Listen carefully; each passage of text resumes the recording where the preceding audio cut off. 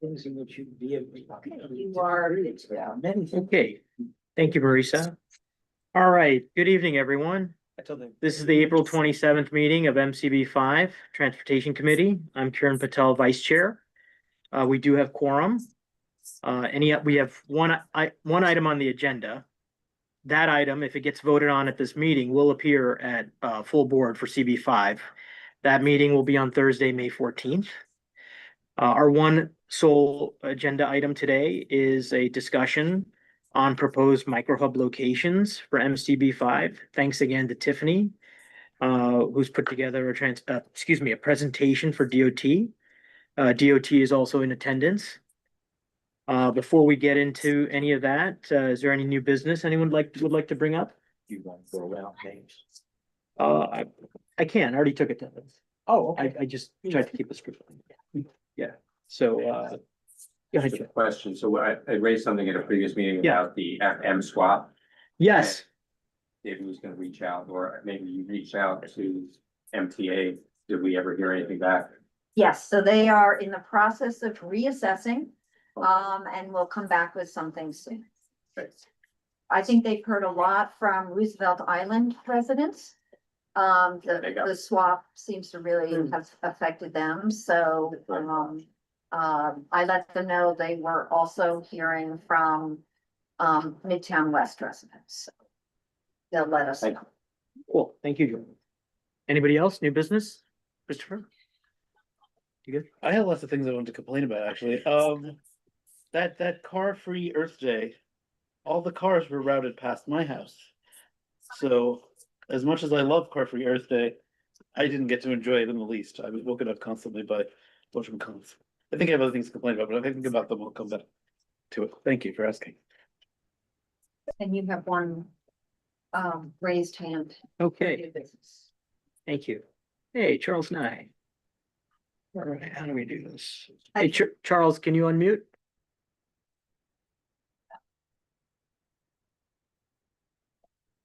Can you hear me? Yes, Charles. Perfect. Thanks for attending and please go ahead. Thank you very much. I am a resident of the district. I'm also a blind person.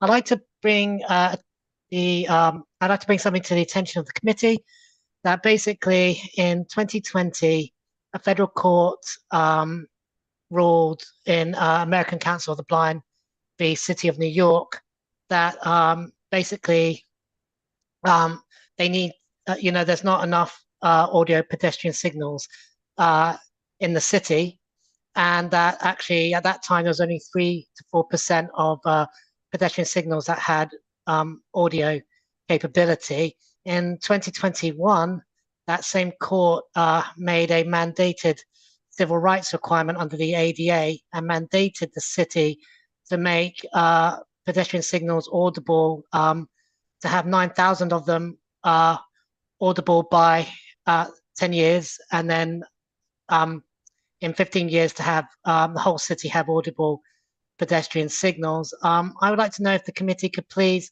find out how many from DOT, how many pedestrian signals in our district actually have audible capability, and what is the timeline for our district to be in compliant of this court ruling. And I really hope that this committee could advocate for audible pedestrian signals.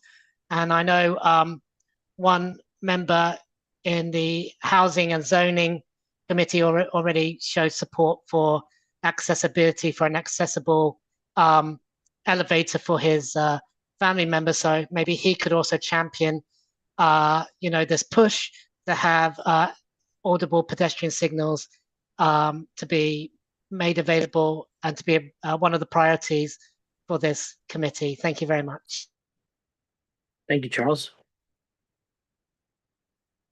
Anybody else? Okay, well, if there's nobody else, then again, in terms of order of business for this evening's meeting, we have one agenda item, micro hubs. And if DOT's here, Tiffany's here. We'll go over that, after which committee members can ask questions and then make comments. After that, we'll take comments from the public. And after which we'll enter into business session where only committee members can discuss the matter.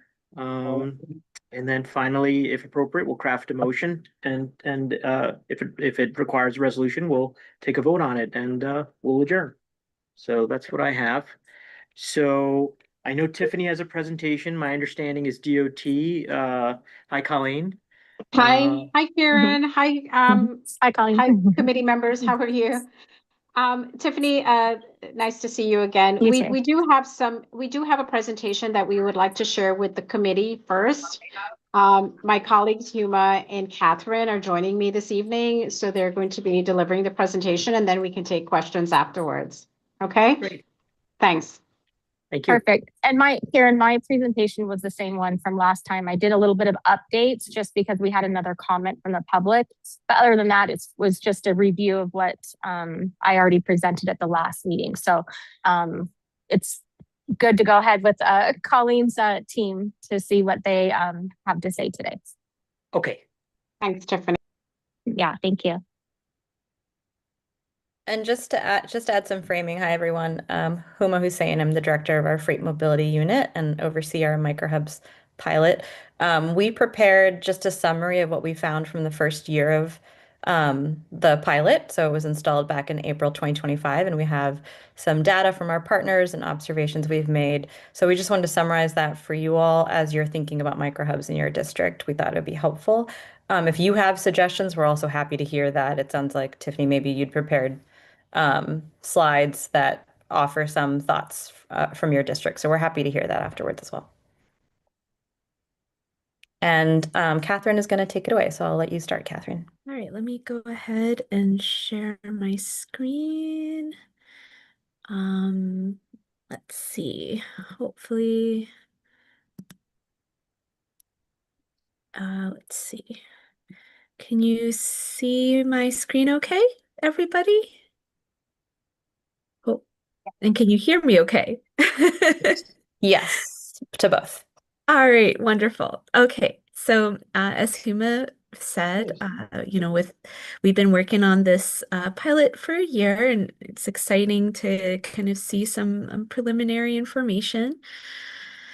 As a recap, though, I doubt this is needed since you all have been thinking about this, which is fantastic. Our pilot is really focused on looking at these opportunities for trucks to transload or shift their goods to a more sustainable last mile mode, ideally, either human powered, which is what we're primarily looking at within our curbside pilot, or potentially an cargo van, maybe in some locations that are less dense.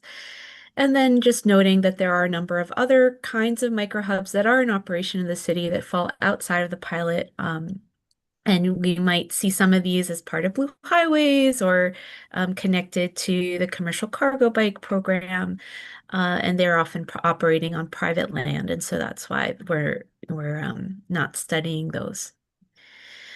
And then in terms of our overall goals, as a recap, we're really doing this to try to support more sustainable delivery transportation strategies, improve public safety, especially transportation safety, help support operational efficiencies and cost savings where we can, support our air quality and noise levels in the city, increase safety for workers doing this delivery work, and just adding programming to areas of our streets that maybe are being underutilized or could use some additional new benefits.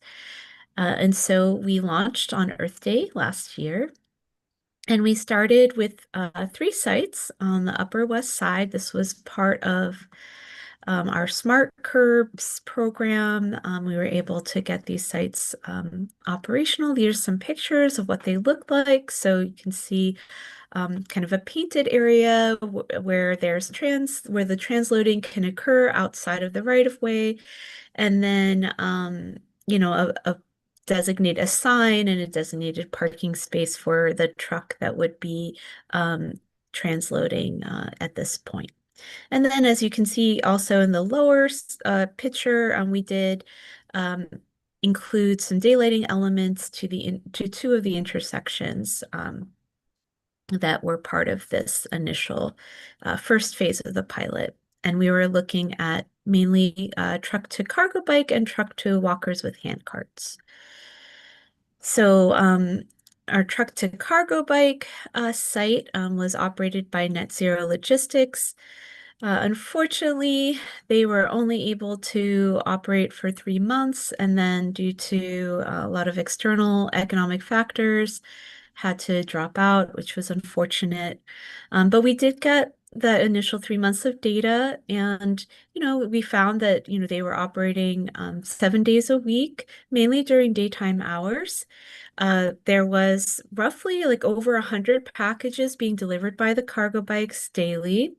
And roughly the cyclists were making 6 trips per day and within a radius of about a little over a mile. And this resulted, when we added that up to a monthly truck vehicles mile travel reduction of about 100 over 100 miles. So not insignificant. And again, these this is very preliminary data. You all are the first to see this. How exciting. And so we're still kind of doing some quality checks on the numbers, but just to give you a rough estimate of what we've been seeing. In terms of a truck to ham cart, this was mainly the Amazon model, which I'm sure many of you have seen operating informally around the city. So the idea was really to kind of see how they do in a more with a more formalized dedicated space to be able to do this operation.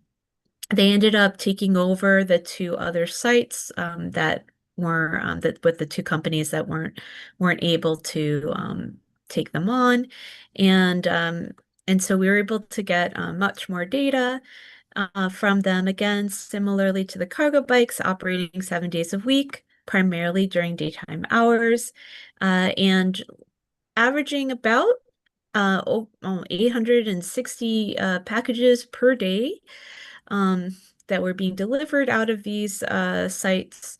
So each site would be delivering 860 packages with about 14 trips per day with the hand carts, and within about a quarter-mile radius in general, and resulting in roughly within each month about 45 miles of truck vehicle miles traveled reduced. So not insignificant. And just to kind of give you all a sense of how things are adding up in terms of our meeting our goals and some of the challenges that we encountered over this first year, we're seeing when they were given sites, the companies were pretty good about keeping to their sites unless their sites were being blocked. We weren't seeing them doing the same sort of activity in unsafe ways within the area. So that was good. And they also really appreciated having that dedicated space. And so there was a reduction in sort of unsafe loading activity in the right of way. Also, the daylighting we were able to add, so that's has certainly safety benefits beyond just the pilot. And then, but as everything is a trade-off, some of the complaints we received were about the daylighting taking away parking and not understanding the safety benefit of it. So it was just, stuff that we had to, we're processing and taking into account. Delivery worker safety was a big finding that we anticipated, but certainly we got in our data that we collected. This was something that was shared both in the in the responses to us, as well as in more informal, we had a community survey like as part of the sign, and some of the delivery workers actually took the survey specifically to thank us and to talk about the improved working conditions. So that was really great to hear. And I think that it was a combination of both like the safety of having that kind of space outside of the traffic area, and also just the consistency, like not having to worry about where to find the truck was very helpful. But I think we still would love to get more data on cargo bikes and how the safety element works for them. And we really weren't able to collect a lot of data on that model. So we're hoping for this next phase to be able to do so. And yeah, it was great to be part of the Smart Curbs program, and we're we're excited to sort of see how this pilot can work in other locations throughout the city that maybe aren't part of like such a concentrated effort at reimagining the curb. And one thing that was kind of interesting was when the sites were not being utilized, we did notice and observe on various site visits and spot checks, TLC like cabs and for-hire vehicles kind of using these spaces as informal rest stops. So maybe there's some potential to think about alternative uses in the off hours. And yeah, and I think just another kind of unfortunate thing that happened was one of the locations was frequently blocked by film shoots to the point where it was so frequent that we decided to take it offline. And so just, being more mindful of those sorts of potential conflicts in the future. But yeah, seeing a lot of, we had reported like fuel efficiency savings from the truck trip reduction, a lot of appreciation for reduced truck double parking fines. And again, like improved operations from the company side. It took a little bit, there was a little bit of a learning curve with NYPD in terms of enforcement of the illegally parked vehicles, but eventually that worked itself out and we saw a lot less of people blocking the sites. And as mentioned, we are seeing VMT even with this very small initial pilot. So it's good, and certainly the more sites that come on board, the more truck VMT reduction we'll be able to hopefully achieve. And with that, sort of air quality benefits as potentially, we did a very rough calculation, which needs to be, I think, checked by like some of our colleagues. But just to kind of give you a sense, even with this very small pilot kickoff, we're still seeing roughly like 9 grams of toxic particulate matter being removed thanks to our the truck VMT reduction. So it's, so even at a small scale, there's definitely a lot of reasons to explore this further. And just our kind of main takeaways from year 1, predictable curb access and like kind of the worker safety really makes a business case for these sort of curbside micro hubs. Power access is a critical component for cargo bikes, and one of the challenges with the curbside model for that particular mode. Business diversity is really important, not just, for us, but also for the general public. And so we really want to try to get more businesses involved. And, phase 2 is going to be open for everybody every business that would like to experiment with this kind of delivery model. And so we're really hoping to diversify who we're seeing, especially get some smaller businesses, which was part of our hope for this program and how we designed it. And then, just like noting, like, since there seems to be some space and opportunity in the off-peak hours, maybe we can think about either utilizing that for a shared site model, or maybe thinking about alternative uses during those off-peak hours. I know some folks have mentioned too, because of noise concerns, like, not wanting to have micro hub activity off-peak. So there's definitely, I think there's a lot of room to explore there. And then, I think as y'all are doing, really looking at kind of our partners, working with our partners on site identification and matchmaking, because while we can kind of see like where a microhub could physically fit within the street grid, it's really it is really critical to have that feedback from both the companies that are interested and community members such as yourselves of like where are the spaces that make the most sense for this kind of street and curb usage. So we're really excited and appreciating the work you all have and thought you all have put into some potential locations to explore in your community board. So with that, thank you all very much, and really appreciate all of you taking the time to be interested in this topic and work with us on this pilot. No, thank you, Catherine, for taking the time to put this together and take time out of your evening to present to us. We appreciate it. I have a couple of just general questions for you before I hand it off to maybe Tiffany in terms of phase two. So you mentioned in terms of daylighting, you guys had it at 2 out of the 3 locations. Can you speak to why not at all 3? I think that like the way that the street design worked and the way that the microhub worked,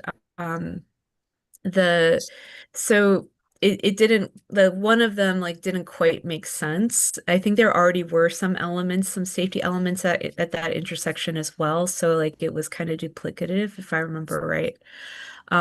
Whereas like I know for one, we had cited it where it was on it was the cross street. The daylighting was on the cross street, so the direction of traffic made sense for like the daylighting element on that cross street, whereas the microhub was located kind of towards the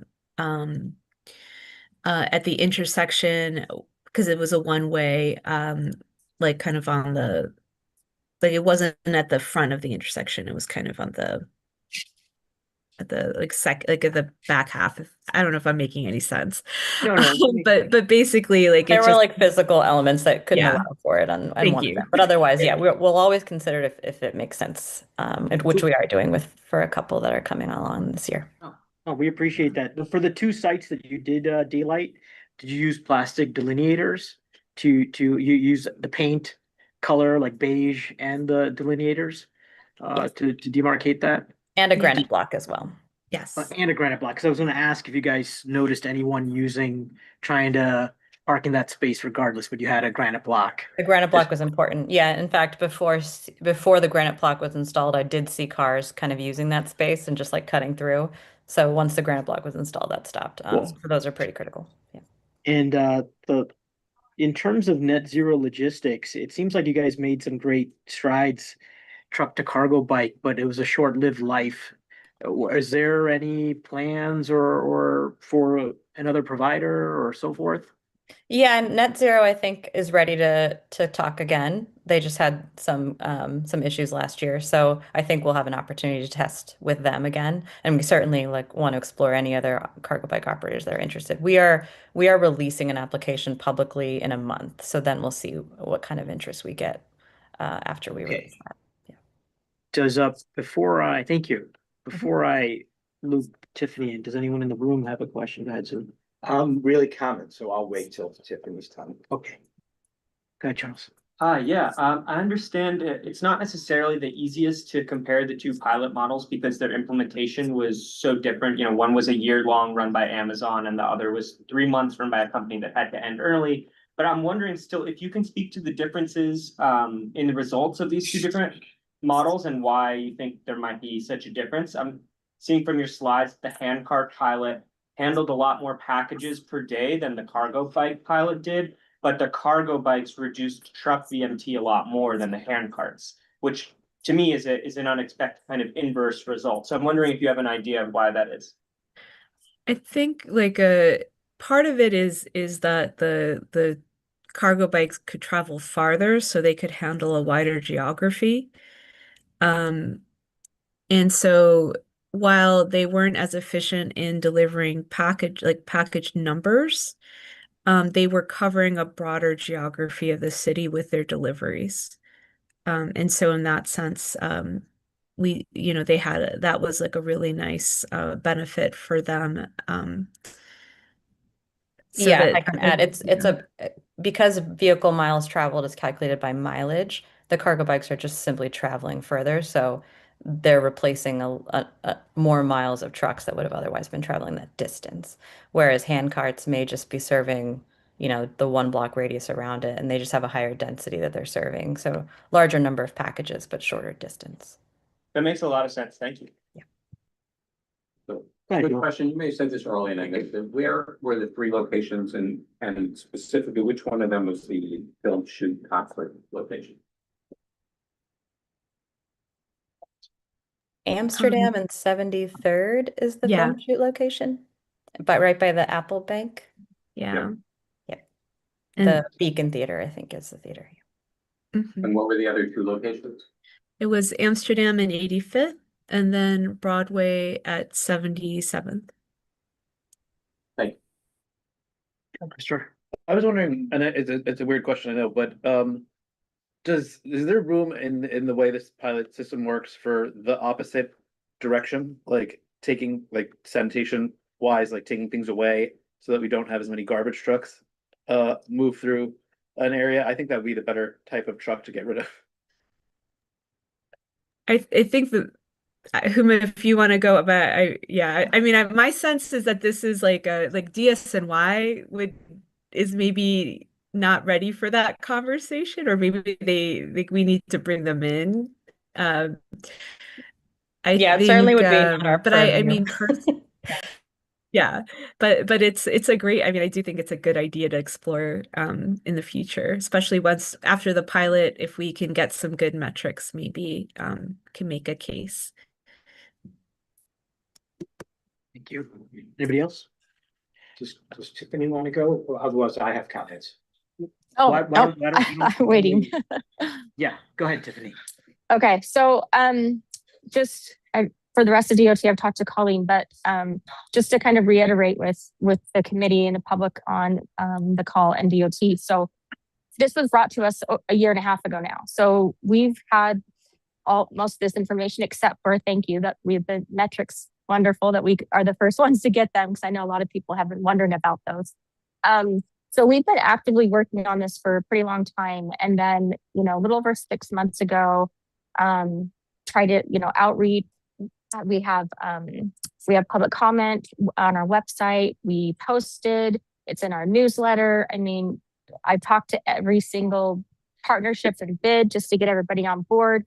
So this has all been being discussed for quite some time now. And the next kind of stage is, okay, the addresses, the locations that we got were what was given on the presentation deck initially from DOT. And there was only a couple other suggestions, but all the comments had come from the ones that were suggested locations. And so from the last meeting, I do know that it was said that DOT wanted to look over the comments from the bids and the public that I had been able to obtain, and also go back and scout out the initial recommendations for the sites to then kind of get a better idea of what areas of them would be the best, and if there are, and if there's any others that weren't thought of to begin with. I think we've been on board with this the whole time. It's just a matter of now, actually doing it. And the legwork that we've done up until now, I don't think there's much more outreach that can be done, other than just picking the best possible locations for our district and starting the pilot with you guys. So from our last meeting, can you shed some light on what you kind of went over as far as the issues with some of the locations that were on there and some of the concerns? I'm sorry, Tiffany, we weren't in attendance at your last Yeah. meeting, so I think we're going to need to go back and take a look at the deck. But we'd be happy to go back and share. And like Catherine mentioned, we're launching phase 2 now. So the opportunity, it's perfect timing to now actually take a deep dive on the locations. Thank you for all the work you've done. That is Okay, amazing. is Colleen still on? Because Colleen was there, and we felt like this. Still here. Okay, well, we kind of felt, or we're hoping that this next time on the agenda, we were actually going to be able to move forward with something with actual concrete locations that wanted to be decided, for us to decide if we wanted to support those sites. So sorry you guys were on the last one. We've had this in our agenda multiple times now. And we'd really liked, like I said, there's really not much more that we can do. So we've tried to find sites. We've tried to help you find issues with the sites that you recommended. And yeah, so I guess I'm kind of confused on where we kind of went backward a bit, it seems like. So can you tell us what the next phase is, and now what we do from here?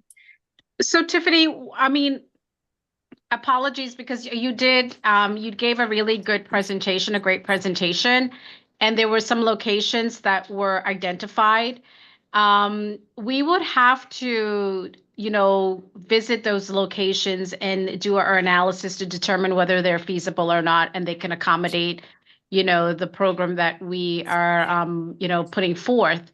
That is going to take us some time to do. So it's not like we can make a decision right away, So if you can or if the board can send us a resolution on record asking us to look at those particular locations, and we can get back to the board with our findings. I think that would be the next best steps. Okay, so the location suggestions actually came from the DOT deck. We didn't create those locations. We were scouting them for the DOT deck that was presented to us. So I was kind of confused where there's so much miscommunication. A couple of the partnerships and bids recommended some other areas that might have been a better thought process. But that's really where we got. So we went off of what was presented to us to consider, and that's where we're still at. Okay. Yeah, but does the community board have any locations in mind that they want to share with us other than what we have provided or indicated? No, nothing specific. And I can tell you that I have to go back to my deck. I got caught in something and I don't have my laptop. Okay. So on my last presentation, I did state where the Bryant Park had suggested, sorry, I'm trying to look back on my old presentation. They had suggested one of the locations. They said, so I'm sorry, Bryant Park and 34th Partnership had said that they felt that maybe possibly the west side of 6th Avenue between 41st and 42nd, or maybe on the west side of 33rd between 6th and 7th. So those were the only other really recommendations. And reaching out to, like I said, every partnership and bid within CV5 is quite a few people. And they either just supported it, or they weren't in their boundaries, or they didn't have any other comment to give. And we've had public comment request surveys, everything out for over 6 months with our district. So so those were the other two that were recommended. There were the three of them, and that were really the concerning ones that people were giving negative feedback on. And that was the one on 57th, between 58th and Central Park South on 7th Avenue. That was the one that got like 3 definitely no's from. That was the issues. But that's really where we're at. So we're not getting more feedback from anybody else than us. We, of course, we're just a community board and committee, and we as members have, tried to think about other places as well. But this is kind of where I feel like our best is to kind of help out. No, Tiffany, I really appreciate this. And I'm wondering because I think we haven't seen your vetted list, and in terms of your preferred like, because I think that's really helpful. Like, so if we can see the what you presented on like kind of the top sites, like out of the list, you know, there's like these are 3 definite no's, these are like there's some potential here. Then that's really helpful to us, and we can start to just like look at the, you know, like talk to like who might be interested in, like in terms of companies, and like have them as a potential areas for matchmaking. Well, But so thank you, Catherine. Sorry to Yes. interject, but on behalf of Tiffany, so we have the list here. So Tiffany, just to be clear, Yes. these sites came from DOT, correct? Correct. Okay, and I see the site, 7th Avenue, between Central Park South and 58th Street. That was one that got a few Yes. negative responses, Yeah, correct? because of because of Central Park bike rentals, and there's a lot of pedicabs right there. Yes, And yeah, it's so already a very that was busy area. exactly. The other locations, which are 2, 4, 6 locations, we're kind of okay with. But again, to be clear, these are locations that originated from DOT. Correct. And So- to be clear on our end, like these were kind of like where we could fit one and that seemed to make sense, but we brought them to you because we're like, we're not 100% sure from like a daily Sure. how this site is used perspective, if it makes sense. Yeah, and that's why we went out and we actually posted flyers all over these locations. So people that were around there that had access, that would have had a comment, you know, in regard to it, would have make a comment. And so, but like I said, between the bids and partnerships, and then the 4 public comments that we got over the 6 months, the big one that was the biggest issue was the 7th Avenue between Central Park South and 58. And then, taking back, it was the west side of 6th Avenue, 41st and 42nd, that was another concern, especially with Port Authority rebuild and everything, that street, that location would probably need to be sourced for other things in the very near future. So it wouldn't be wise to put something there when it would probably have to change. So those were 2 going back on the 6, 7 that we tried to address. I would say those are the 2 that we do need to most likely take out from the consideration.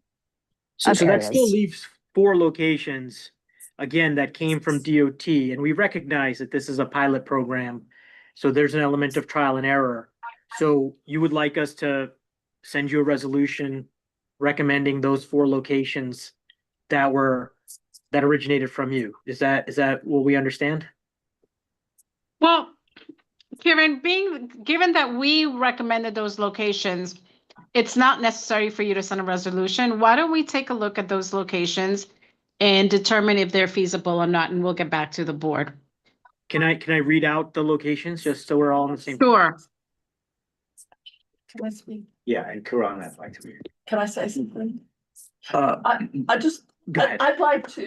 I'd like that if we would do a resolution, and what we would ask in the resolution is you check these out and then you come back to us and report back. I'd like that in writing. And Karan.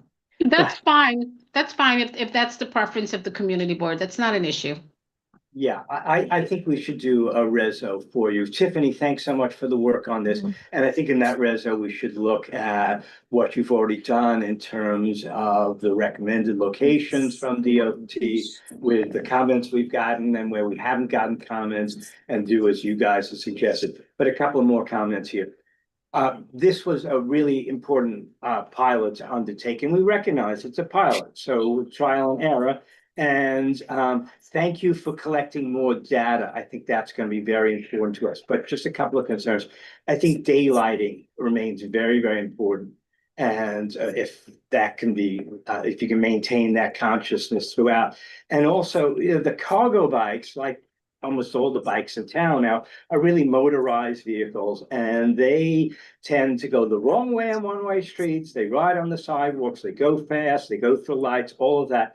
I think that is something that we will need to put in our reso, because you guys could, at the very least, at these micro hubs, at least have some kind of signage that say, you guys need to be aware that you are subject to all of the traffic laws.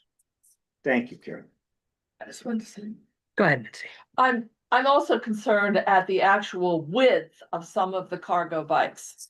Some of them seem to be so wide that they take up too much room in the bike path, and other bikers can't get past them.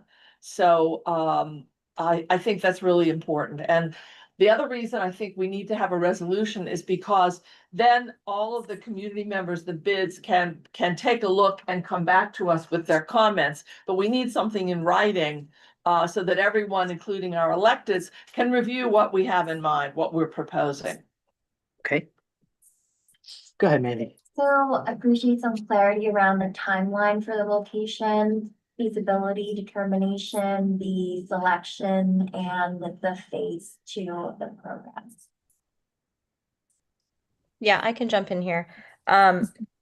Taking a look at the feasibility of the sites will be pretty quick. The one thing I wanted to flag is, given that we're now opening up an application to any company to apply, we're going to give them a month or so, maybe 6 weeks to apply. So that will go out in a month, and then there'll be another 6 weeks of application period. So I guess we won't have a pilot to install for CB5 or really any new microhub until next year, because that'll take us to the end of the year in terms of design, matchmaking, site selection, all of that will, because once the winter months hit, we can't install anything. Tiffany? Okay, so that's new to me, because I thought we'd keep putting CB5 off until now, and now we're hearing we're not in this pilot. It won't be until another year from now. Is that what I'm understanding? Yeah, and I'm saying, like, that is true for all CBs. Given that we needed to open up this application to all businesses, we need to give those businesses time to apply and for us to match make.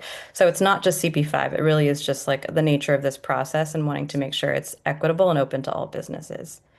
And so in the process, you'll keep CB7's 3 or 2 sites, I guess, open to continue for use and for reporting? Correct. Yeah. They'll have the opportunity to reapply. So every permit is an annual permit. So they'll have to reapply for their permit. Okay. And so I have a couple more things.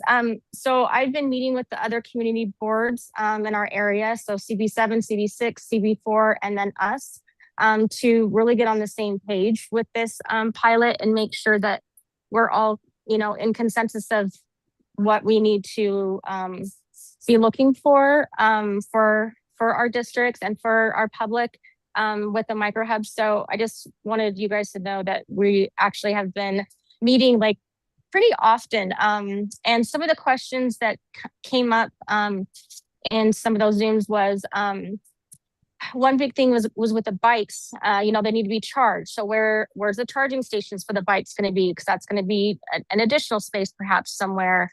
They wanted to discuss, who decides what time of day the deliveries are and how the scheduling goes.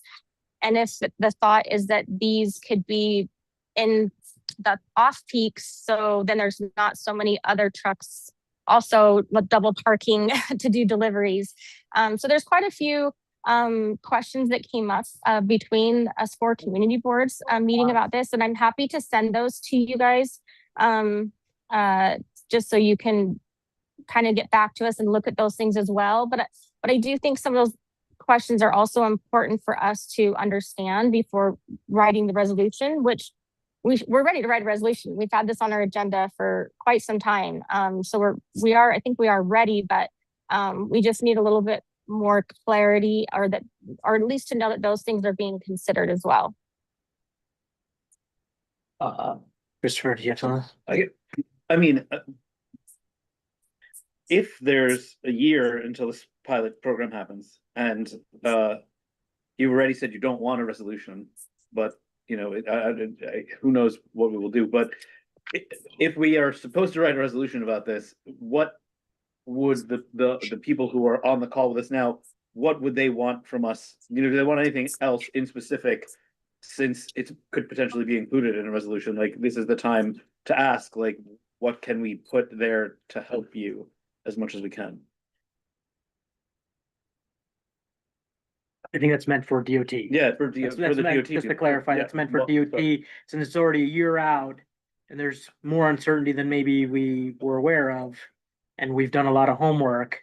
If we're gonna take a step to write a resolution, which you're not asking for, but an attempt to clarify our ask and to ensure it's on the record, how can we best help you? What would you like to have included in it, is what Christopher's saying. Right, thank you. I mean, initially, I think one of your committee members, her preference, is for the community board to write a resolution and have it on record. You know, that's a good question because, you know, we always, when we get requests like these, we always request, you know, the resolution from the board with what the board is asking us to look at. And in this case, I mean, and what Huma and Catherine mentioned is that we can look at those 4 locations and we can let you know, what our criterias are when we're looking at each sites, you know, to determine whether they're feasible or not. I mean, whatever the community board, I mean, not whatever, but if the community board has additional information that they want to, you know, add to that resolution while we're doing our survey, then that would be helpful as well on our on our end to make it much more expeditious. I think also for context, when we were initially reached out, you know, we were trying to get more sites for phase 1, and we were trying to work within our own clock for installation. And so we really needed like an email or like a high level, like look into these sites further, like these seem okay. But I think you all did. I mean, I do think that there's something really valuable in the like extra time and dedication you all put into this. And, you know, now because we're getting into phase 2, we just have to deal with again, as Huma mentioned, some of the kind of transition issues and also just getting back on the clock of the construction schedule to get things installed. So it does make it not as quick a process as we would love to have it be. Go ahead. Yeah, so I think we should do a reso. And recognizing this is a pilot project, it's ongoing, this would be an introductory one, there'll be changes. And then Tiffany, if you would think we could do a joint reso with the other boards down the line, we get to that, but let's put something in writing. Just start with our reso. I think, I don't think we should do joint reso. I think we should do our reso, and then we can send it to the other community boards and see if they want to join us, because we know we have a pretty good idea of what we want. We've looked at it for a long time. I do have 2 questions. My concern is, what are the hours of operation and what will we do regarding noise control? Because Community Board 5 is very concerned about livable communities, because we're adding more housing now into Midtown Manhattan. So what are some answers to those kinds of questions? Do you have any ideas on that yet? Right, that's important. Yeah, I can just say that the hours of operation based on the companies that have participated in phase 1 have always been during the workday. So I think we can put that in the terms if you'd like to see that, to make sure that that is consistent for the partners in phase 2. That would be what, 9 to 5? I think one was 6:30, at the later end, 10 to 6:30 was one of the locations. And then what about noise control? Is there any? Yeah, we have a full noise control, noise mitigation toolkit that we offer to our partners through our off-hour delivery program. So that is available on our website, and one we share with partners to make sure they understand the strategies. But luckily for at least the microhubs, they're not operating at night, so it hasn't. Refuse collection and stuff, that will be by DOT, by the city, by private haulers? There will be refuse. Oh, that's, the partner is responsible for cleaning up the space. That is part of their terms. Yeah. Joel? Just a question for Tiffany. Tiffany, the issues that you mentioned that you were looking for feedback on, are they things that would lend themselves to be included in this reso? As a request for that information, you're on mute. Sorry, I have a loud background. I think some of the things that we would want to put in the reso is something about the time of day, yes, because there's the concern about that. And the delivery coordination, those were the couple of the things. Also, like I said, the charging stations for the bikes, for the bikes that are being used, if that location has them. And I don't have any other ones I can think of right now, but those were mainly it. And some of the other community boards were asking about like having, is there posting so people even know what it is that's going on, or they just think that someone's double parking and doing, what the other delivery companies do all day long. Like how does anybody know what the difference is between that and other deliveries? And people use that space between the bikes lane and the driving lane, which is where these are usually being picked to go, to use as, part of a crosswalk or things like that. And so I think one of the things is also asking about that, like how to identify. And I can answer that last part and say that there is a sign that's like the normal height of a sign that says microhub zone, and then lists the exact partner that's assigned to the space. And then there's a lower pedestrian level sign that explains what a microhub is, and then provides a QR code where you can provide feedback just as anyone walking by. Okay, perfect. We've never heard that or seen it. So we didn't know that. Oh, sure. No, it's okay. Yeah. Happy to share visuals of that if that's helpful.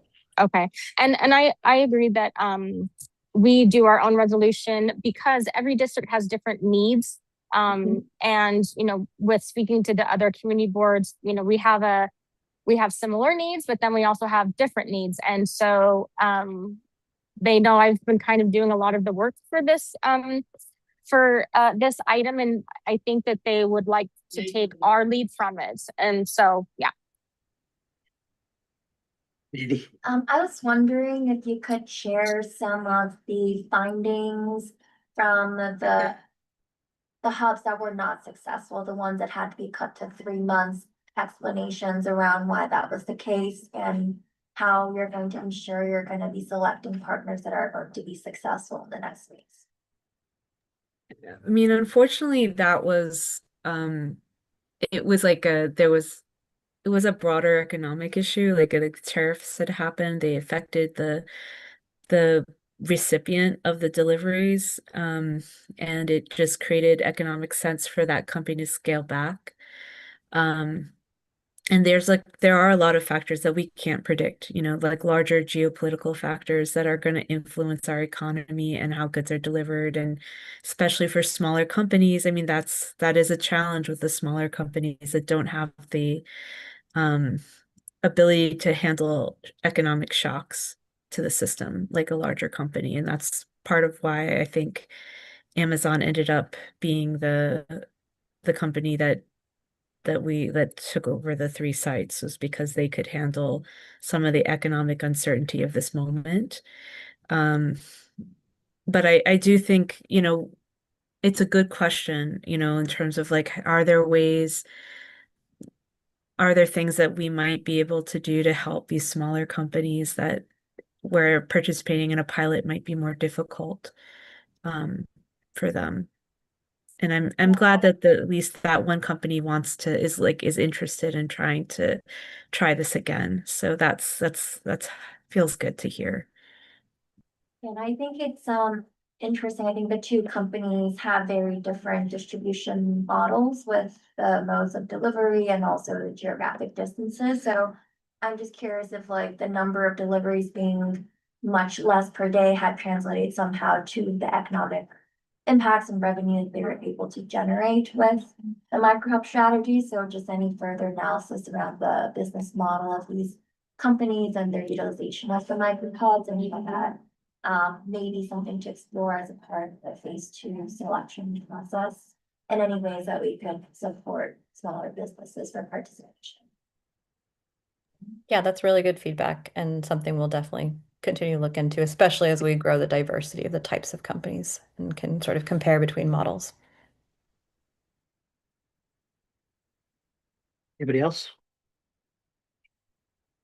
So it sounds like we're gonna have a resolution in terms of a motion. I think a resolution would include, you know, we recognize that it's a pilot program. We asked DOT to review those 4 locations. We asked them to consider, you know, time of day of the deliveries and such, delivery coordination Noise control. and noise control, anything, charging stations, if they're taking up any, you know, any additional bandwidth, et cetera. What's the width of some of these delivery bikes and vehicles? And overall concern for the drivers to observe all rules. All rules of the road, yep. And that signage, because the Like long employer running should, red lights. let me they finish do. this. And the employers should have some accountability for the actions of their drivers.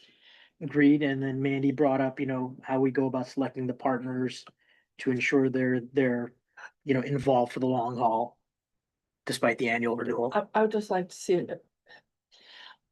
Amazon cargo bikes have a number on the box.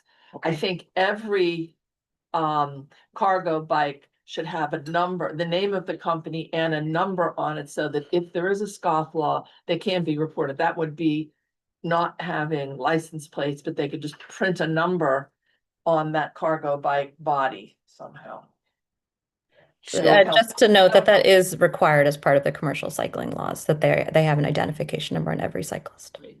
Right, but I think it would be And- nice to put it in our Yeah. resume so that our board can see that that's part of it. sure. Because I did not know that until right now. And they would and just be- to note as well, like for the micro hubs, like all of the, like if it's like a vehicle that's in use, whether it's a truck or the cargo bike, like there's a need to kind of identify it as part of the like company that's permitted to be in that space. So That's right. they should have identifying markings on them. Okay. So, okay, we'll write a resolution encompassing all these terms that we've set forth. Should we take a vote on the Second your motion. Second my motion, guy, you know, and should we take a? Sorry, Go the ahead, go ahead. resolution, like, resolution in support with the conditions. outlined? Yes, thank you. I guess you're usually the one to take the vote. You know, I'll take I'm just, no, I'll take the vote. No, I have it up. Charles? Yes. All right, Athena, Yes. I thought she's in. Alice. Okay, Encore, Yes. Nancy. Yes. Samir, Yes. Christopher. Yes. Okay. Yes, Tiffany, Yes. Will, Yes. David's absent, Robert, Yes. Mandy, Zool, Yes. Joel. Yes. All right, motion passes. Now, we've had a lot of vocalization here. I mean, who wants to write this reso? I'll write it. Okay, I'll write thank you, it. Tiffany. No Thank problem. you. Tiffany, let me know if you need some help with it. Okay, thanks.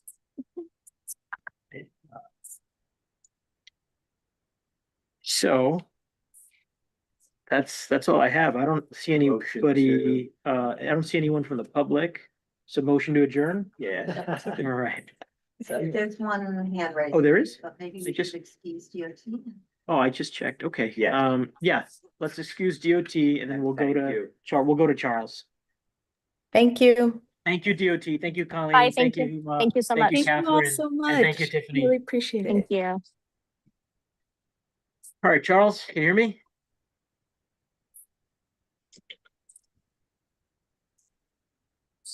Yes, can you hear me? Yes, please go ahead. Yes, so my concern is that there's been a number of NYPD bollards left around the district lately around Madison Square Park and Park Avenue and other streets. And I remember last year, the Madison Square Park Conservancy mentioned that, sometimes they just leave them there for whatever reasons. But it does actually narrow the width of the sidewalk. My home health aide and I, when we're trying to walk or, my home health aide has noticed some people in wheelchairs couldn't get past and had to go across the street. And I'm just wondering why they're there and how long they're going to be there for. And it just seems concerning, especially since some people use the bollards to sit and eat their food off, leave trash sometimes, or things like that. So it is a bit of a obstacle in the area. So I just wonder if there's any way of the board finding out what that's all about. Maybe they can contact me, and maybe if there's a way also, circling back to my original comment at the beginning, I'm just wondering if there's a way that maybe Colleen from the DOT can connect with me to find out the answer about how many Actually, audible Charles, pedestrian signals have audible capability in our district, because I think that's really important, not just for me to know as a blind person, but also for this committee to know how many in our district has that audible capability. Thank you very much. Thank you, Charles. I think Zool's gonna take a Charles, stab. so Charles and I are in the same building, so I know exactly the streets that he's talking about. Charles, this is parade season, and recently there have been increased security concerns on the part of NYPD.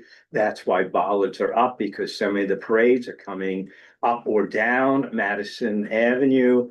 And I was at the most recent 13 precincts community board. They're aware about the interest that you have conveyed time and time again, thankfully, that there should be more audio at the various traffic lights and so. Thank you, Zool. Okay, thank you, Charles. Anybody else? Sorry, wait. Go ahead. I don't want to waste the opportunity. The Parks Task Force, I know it's the wrong committee, but we have, as of today, over 400 responses to our survey. Yeah. And I hope to eventually get to 1,000. So again, if anyone has any other way of reaching out to either people who are in your building, if you live nearby one of our parks, or if you just want to have the service, you could just ask people while you're passing them by, which is totally fun and easy to do. Don't hesitate to contact. Thank you.